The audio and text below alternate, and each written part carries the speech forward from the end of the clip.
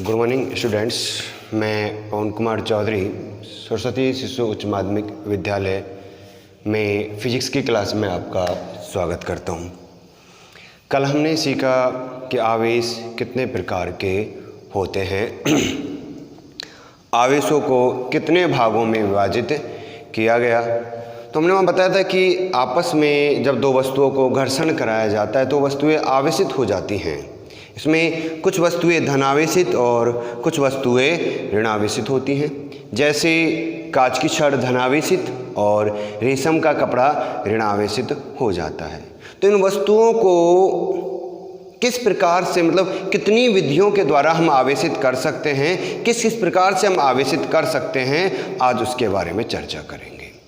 अर्थात हम जानना चाहेंगे आज किसके बारे में, आवेशन की विधियों के बारे में है। आज हम जानेंगे कि कितनी विधियों के माध्यम से वस्तुओं को आवेशित किया जा सकता है।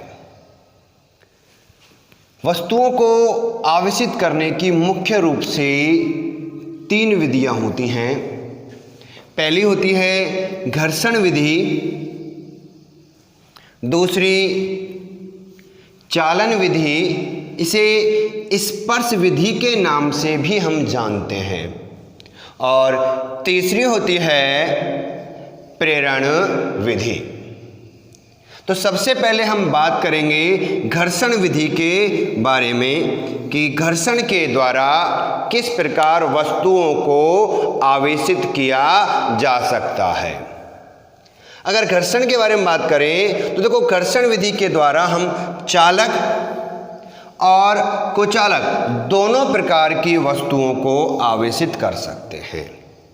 अर्थात चाहे वो चालक हो, कोई धातु हो या कोई कुचालक हो, दोनों वस्तुओं को, दोनों प्रकार की वस्तुओं को घर्षण विधि के द्वारा आवेशित करना संभव है। अब बात यह आती है कि आवेशित वो होती कैसे हैं। घर्षण के दौरान ऐसी कौन सी क्रिया होती है कि वस्तुएं आवेशित हो जाती हैं। तो उसके लिए हम सभी जानते हैं कि प्रत्येक पदार्थ, प्रत्येक वस्तु परमाणु से मिलकर बनी होती है, और परमाणु के मुख्यतः 2 भाग होते हैं। पहला भाग होता है नाभिक और दूसरा भाग होता है कक्षक। अगर नाभिक की बात करें तो नाभिक प्रोटॉन और न्यूट्रॉन से मिलकर बना होता है, जिसमें प्रोटॉन धनावेशित अर्थात उस पर धनावेश उपस्थित होता है, और न्यूट्रॉन उदासीन होता है अर्थात उसके ऊपर किसी भी प्रकार का कोई चार्ज नहीं होता है, किसी प्रकार का कोई आवेश उपस्थित नहीं होता है। वहीं पर परमाणु के दूसरे भाग कक्षक में इलेक्ट्रॉन इस कक्षक में चक्कर लगाते रहते हैं, और ये इलेक्ट्रॉन होते हैं ऋण आवेशित। सामान्य अवस्था में एक परमाणु उदासीन होता है, अर्थात वहां प्रोटॉन अर्थात धनावेशों की संख्या ऋण आवेशों की संख्या के बराबर होती है। जब किसी परमाणु या अणुओं से मिली किसी वस्तु को किसी दूसरी वस्तु से घर्षण कराया जाता है, जैसे हमारे पास एक वस्तु है, प्रथम वस्तु हमने ले ली, फॉर एग्जाम्पल जैसे कांच की छड़, उसे एक दूसरी वस्तु जैसे कि रेशम का कपड़ा, प्रथम वस्तु को जो कि परमाणु से मिलकर बनी हुई है, उसे दूसरी वस्तु से घर्षण कराते हैं। जब 2 वस्तुएं, मान के चलो ये पहली वस्तु है, ये दूसरी वस्तु है, तो दोनों को जब आपस में इस तरह घर्षण कराया जाता है, जब दोनों वस्तुएं घर्षण करती हैं तो उनके मध्य इलेक्ट्रॉन का आदान प्रदान होता है। अर्थात एक वस्तु से इलेक्ट्रॉन निकलता है और दूसरी वस्तु में इलेक्ट्रॉन प्रवेश करता है। तो जैसे मैंने कहा कि दोनों हाथों को अगर स्पर्श करें तो इनमें इलेक्ट्रॉनों का क्या होगा, आदान प्रदान होगा। इन दोनों वस्तुओं में इलेक्ट्रॉनों का आदान प्रदान होगा। जो वस्तु इलेक्ट्रॉन त्यागती है, इलेक्ट्रॉन छोड़ देती है, जिसमें से इलेक्ट्रॉन निकलते हैं, वह वस्तु धन आवेशित हो जाती है, क्योंकि देने वाला हमेशा धन ही होता है। तो जिसने इलेक्ट्रॉन त्यागे हैं, जिसने इलेक्ट्रॉन दिए हैं, वो हो गया धन आवेशित, और जिसने इलेक्ट्रॉन ग्रहण किए हैं वो वस्तु हो जाती है ऋणावेशित, क्योंकि लेने वाला होता है ऋणी। इसलिए जिसने इलेक्ट्रॉन ग्रहण किए वो वस्तु किस प्रकार की हो जाती है? ऋणावेशित हो जाती है।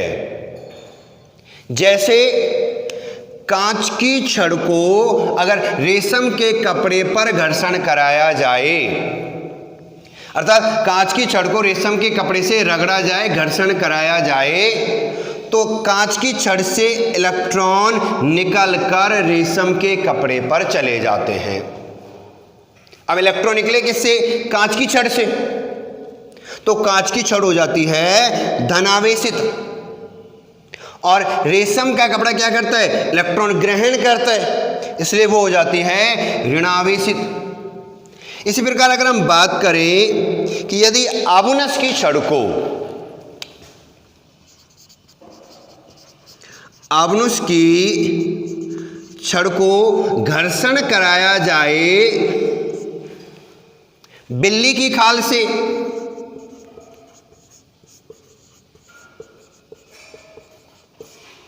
क्या कह रहे हैं कि अगर आबुनस की छड़ को बिल्ली की खाल से घर्षण कराया जाए तो बिल्ली की खाल से इलेक्ट्रॉन निकलकर आबुनस की छड़ पर आ जाते हैं। किससे निकले इलेक्ट्रॉन? बिल्ली की खाल से, तो बिल्ली की खाल हो जाती है यहां से इलेक्ट्रॉन का त्यागना, तो ये हो गई धनावेशित।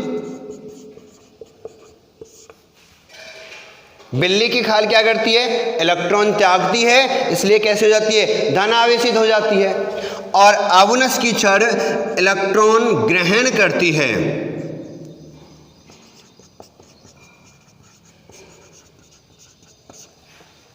इसलिए ये हो जाती है ऋणावेशित।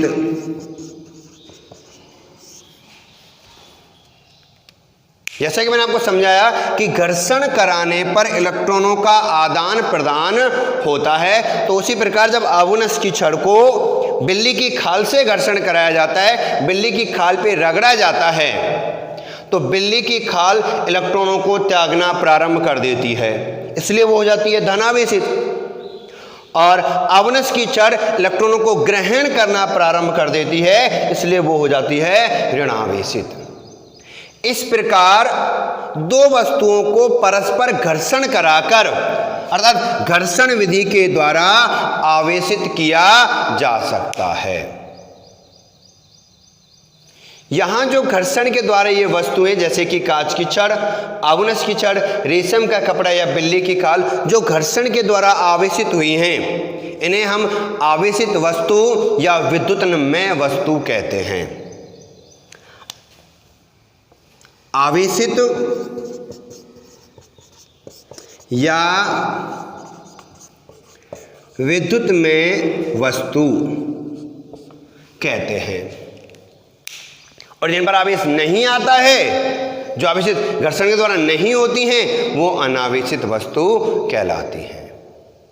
ये हो गई हमारे आवेशन की, अर्थात वस्तुओं को आवेशित करने की पहली विधि, जिसमें घर्षण करके द्वारा हम क्या कर सकते हैं? वस्तुओं को आवेशित कर सकते हैं। विशेष इंपॉर्टेंट टॉपिक हमारा था, इंपॉर्टेंट पॉइंट ये हमारे पास में नोट ये है कि हम घर्षण विधि के द्वारा चालक और कुचालक दोनों प्रकार की वस्तुओं को आवेशित कर सकते हैं।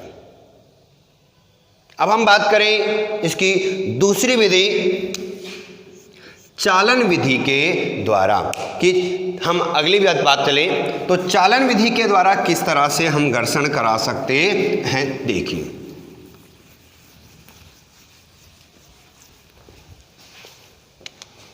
नंबर 2, चालन विधि अगर आवेशन की द्वितीय विधि के बारे में बात करें तो दूसरी विधि हमें प्राप्त होती है चालन विधि। चालन विधि में केवल चालक वस्तुओं को आवेशित किया जाता है।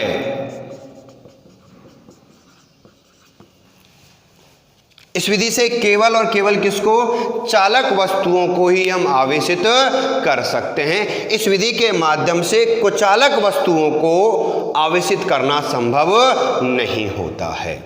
अब किस तरह से आवेशित करते हैं, इस बात को समझने के लिए आपको दो चालक गोले, एक चालक गोला लिया गया,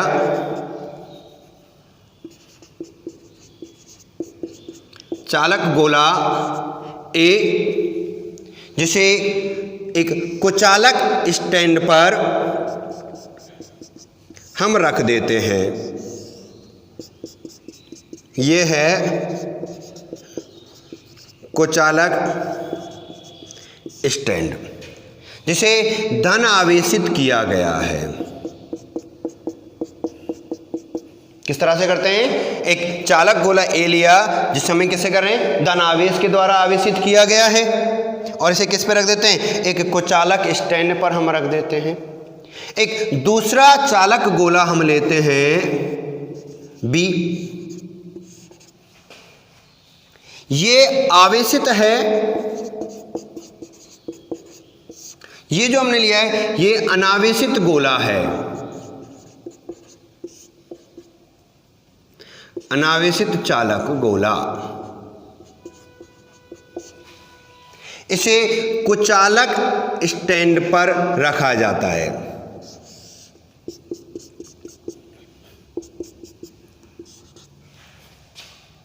तो क्या कहते हैं हम कि चालन विधि को समझने के लिए आपको दो चालक गोले लेने होंगे। पहली स्थिति में आप एक चालक गोला ले रहे हैं ए, जो धनावेशित है, और दूसरा चालक गोला आपने लिया है बी, जो अनावेशित है, जिस पर किसी भी प्रकार का कोई भी आवेश उपस्थित नहीं है। दोनों को ही एक कुचालक स्टैंड पर हम इन्हें रखते हैं। अब दोनों गोलों को एक दूसरे के संपर्क में लाते हैं, एक दूसरे से स्पर्श कराते हैं। इधर से हमने लिया ये चालक गोला जो धनावेशित है,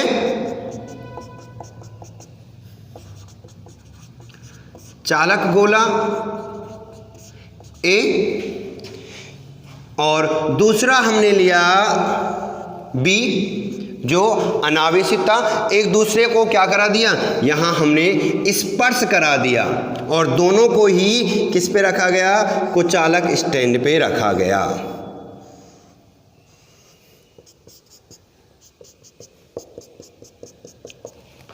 पहली स्थिति थी, ये दूसरी स्थिति हो गई, ये पहली स्थिति हो गई। क्या किया फिर हमने एक चालक गोले को अनावेशित चालक गोले बी के संपर्क में रखा। जैसे दोनों को स्पर्श कराते हैं, दोनों के मध्य आवेशों का, अर्थात गोला ए बी को आवेश देना प्रारंभ कर देता है। ए से बी पर आवेश जाना प्रारंभ हो जाता है। कब तक, जब तक कि दोनों पर आवेश बराबर नहीं हो जाए। जितना आवेश ए पर है उतना ही आवेश किस पर जाता है, बी पर चला जाता है। जैसे दोनों स्पर्श हुए, गोले ए ने, आवेशित गोले ने अनावेशित गोले बी को क्या देना शुरू कर दिया, आवेश देना शुरू कर दिया। किसे, गोले बी को। इन द थर्ड स्टेज अब दोनों गोलों को अलग अलग कर दिया जाता है। ए को अलग कर देते हैं,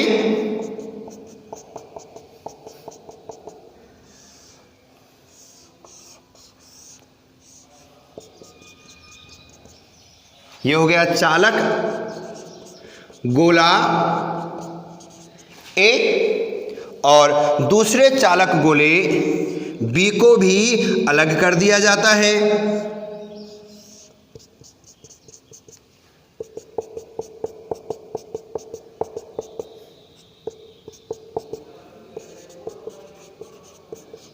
चालक गोला बी। स्टेट नंबर थर्ड, तीसरी स्थिति हमारे पास आती है कि हमने किसे दोनों ए और बी दोनों चालक गोले जो हमने स्पर्श कराए हैं उन्हें तीसरी स्थिति में अलग अलग कर देते हैं। ए को अलग कर देते हैं, बी को अलग कर देते हैं। तो हम देखते हैं कि जो गोला बी हमने लिया है, जो पहले कैसा था, जो पहले अनावेशित था वो अब आवेशित गोले के समान प्रकृति के आवेश के द्वारा आवेशित हो जाता है। जो आवेश ए पर था वही आवेश किस पर प्राप्त होता है, बी पर हमें प्राप्त होता है, और दोनों पर समान आवेश, बराबर मात्रा के आवेश हमें प्राप्त होते हैं। अर्थात क्यों ए बराबर प्राप्त होता है क्यों बी। जितना आवेश ए पर था उतना ही आवेश हमें बी पर प्राप्त होता है। इस तरह एक चालक गोले को दूसरे अनावेशित चालक गोले से स्पर्श करा के, संपर्क करा के अनावेशित गोले को क्या किया जा सकता है, आवेशित किया जा सकता है। इसीलिए चालन विधि को स्पर्श विधि के नाम से भी जाना जाता है, क्योंकि स्पर्श करा के, संपर्क करा के हम आवेशित से अनावेशित को आवेशित करते हैं, इसलिए इसे किस नाम से जानते हैं, स्पर्श विधि के नाम से भी जानते हैं। अगर हम फिर से एक बार बात करें तो हम फिर से इसी बात को बोलें कि एक चालक गोले को जो धनावेश के द्वारा आवेशित है उसे एक अनावेशित गोले के संपर्क में लाएं, स्पर्श कराते हैं, तो अनावेशित गोला आवेशित गोले के समान प्रकृति के आवेश से आवेशित हो जाता है। जब दोनों गोलों को एक दूसरे के संपर्क में लाते हैं, एक दूसरे से स्पर्श कराते हैं, तो दोनों के मध्य आवेश का जो आदान प्रदान होता है, आवेश का स्थानांतरण जो होता है वो तब तक होगा जब तक कि दोनों पर समान आवेश न आ जाएं। जब तक कि दोनों पर एक समान आवेश उपस्थित नहीं हो जाते तब तक चालक गोला अर्थात आवेशित गोला ए बी को आवेश देता रहता है। जैसे हम कहें कि अगर ये आवेशित और ये अनावेशित है तो जब इसे इसके संपर्क में लाएंगे तो इस पर से इस पर आवेश जाना प्रारंभ हो जाता है, और तब तक जाएगा जब तक कि दोनों पर एक समान आवेश नहीं हो जाए, तब तक आवेशों का स्थानांतरण होता रहता है। इस प्रकार चालन विधि के माध्यम से हम एक अनावेशित गोले को आवेशित गोले से संपर्क करा के आवेशित कर सकते हैं। इसे और अच्छे से समझने के लिए एक छोटा सा क्वेश्चन हम देखते हैं, एक न्यूमेरिकल क्वेश्चन करके हम देखते हैं। क्वेश्चन के बारे में हम बात करें क्या होता है। देखिए, एक क्वेश्चन अगर हम लिखें,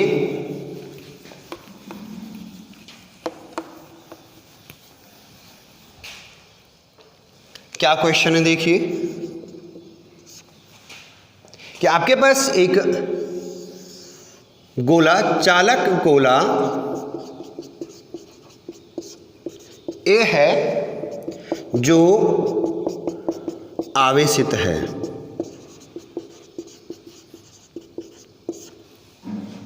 इस पर Q आवेश का मान है 10 माइक्रो कूलाम, जिसे एक कुचालक स्टैंड पे रखा गया है। इसके अलावा दो और चालक गोले हमारे पास में हैं, B और C। दोनों ही चालक गोले हैं लेकिन दोनों अनावेशित हैं।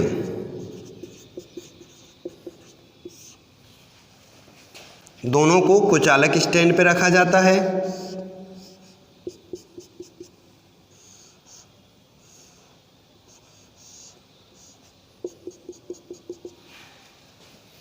अब क्या कह रहा है कि A को B के संपर्क में लाया जाता है। A को, ये चालक गोला है A जो धनावेशित है, इसे B के संपर्क में लाया जाता है। जब इसे B के संपर्क में लाएंगे तो इस पर भी क्या उपस्थित होगा? धनावेश उपस्थित होगा। कितना? यहां 10 माइक्रोकूलाम आवेश था, इसे ये आवेश देना प्रारंभ करेगा तो 10/2 बराबर 5 माइक्रोकूलाम, अर्थात 5 माइक्रोकूलाम ए पर और 5 माइक्रोकूलाम किस पर चले जाते हैं? बी पर चला जाता है। दोनों को अलग अलग कर दिया जाए। ये हो गया ए, जिस पर Q का मान है 5 माइक्रोकूलाम, और दूसरा गोला हो गया B, जिस पर भी Q का मान है 5 माइक्रोकूलाम। जैसे हमने चालन विधि में बताया कि दोनों पर एक समान आवेश उपस्थित होंगे, एक समान मात्रा में आवेश उपस्थित होंगे। अब B को C के संपर्क में लेकर आते हैं। B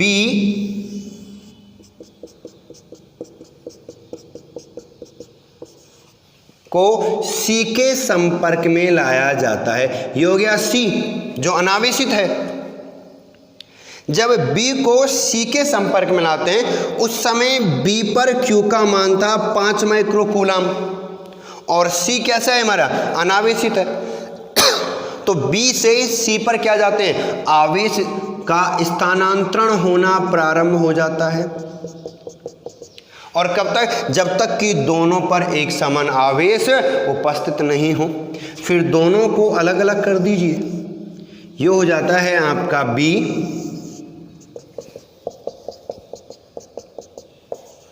और दूसरा हो जाता है C।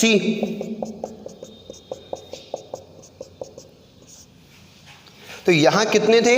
5 माइक्रोकूलाम आवेश।